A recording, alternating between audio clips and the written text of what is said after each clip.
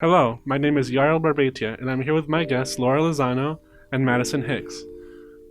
The minimum wage has been increasing thanks to the efforts of advocates all over the state, but a new proposition is aiming to change that for some students.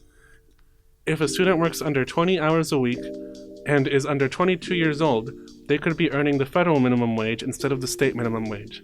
The state minimum wage is $11, while the federal minimum wage is $7.20. This means that two people working the exact same part-time job could be earning up to $4 less. Can this minimum wage bill be justified?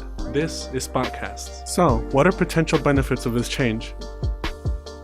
Some of the potential benefits that I'm seeing with this is that companies will be motivated to hire more students, and therefore more people will be employed and in the working field. Some other things would include businesses actually being able to gain more profits for their businesses and be able to expand more. Good answer. And would this bill unintentionally hurt families? I believe that this bill does hurt families because there are many families that are in low-income situations where everybody who can work is working to put food on the table. And if there's these teenagers that are trying to get food on the table for their families along with their parents and their wages being cut, that's going to be much difficult for these families. And on top of that, there are also college students who are trying to pay for college. And if their wage gets cut, then it's going to be much harder for them to pay for college. And student loan debt just increases, which is all in all just a bad thing. Okay. And would this bill actually help incentivize companies to hire more students? I believe that in some cases it would help incentivize this because the companies would be more inclined to hire students than actual workers. And in these cases, they'd have more people in the workforce, like in the job field, but they would have less committed people. So less people staying in the same companies and less people just growing in the companies. They'd have short-term students and the company would be making more money, but things would just be ever so changing and nothing would be very constant. And that's where I see it. Right. And do you think that there is a way that employers could take advantage of this bill? I think that employers could definitely take advantage of this bill. They can honestly just hire more students than adults, and they can just capitalize on the work that these students are doing, which is the same work that the adults are doing, which is all in all just cheaper work, increasing their profit. So honestly, they would be.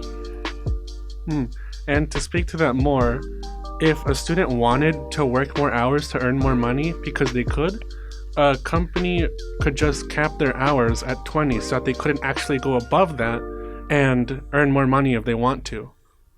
And that leads to the next question. Do you think that students will be less likely to want a job because of this bill?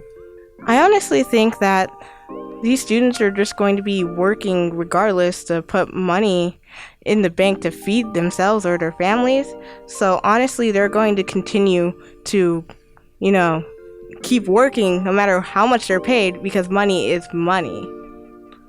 Yeah, Right. I agree, but I think that beyond that, some students might drop out because of this. The students won't want to quit their jobs. Some students need these jobs to just sustain themselves and their family, but the school that they're in might not be the biggest necessity at that point, and they might just be inclined more to drop out just because of this minimum wage change. And right, but that also leads to, will students in poverty-stricken communities be forced to drop out in order to make a living?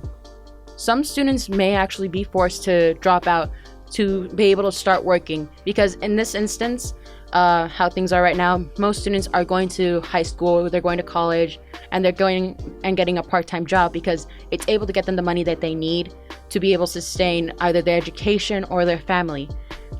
Without that money that is somewhat of a necessity to them, they might just be inclined to quit altogether because at some points food for your family is more important than getting an education for the future.